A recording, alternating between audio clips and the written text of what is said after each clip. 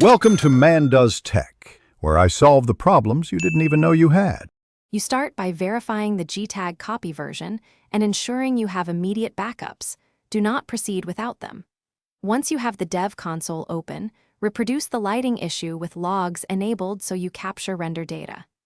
Check shader assignment and material overrides first because incorrect references cause most lighting failures. Make sure file paths resolve and that the engine uses linear lighting. These first steps expose the root cause fast and let you move to targeted edits. Now you edit the material and shader settings. Open the shader inspector, confirm lighting passes are active, and remove any disabled keywords. Next, validate mesh normals and tangents because flipped normals break lighting. Re-import with correct scale when needed. Then adjust exposure and gamma to match the original scene. Small changes matter. Once done, rebake light maps or refresh probes so baked data aligns with runtime. These edits correct mismatched parameters that typically cause washed out. Finish by rebuilding lighting and clearing any shader cache so changes take effect across the Gtag copy.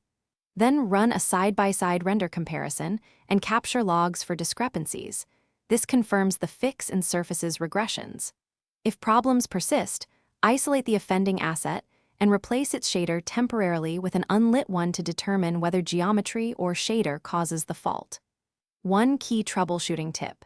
If lighting looks correct in editor but not runtime, verify the build stripping and platform-specific shader inclusion settings. Thanks for watching. If you found this helpful, don't forget to like and subscribe.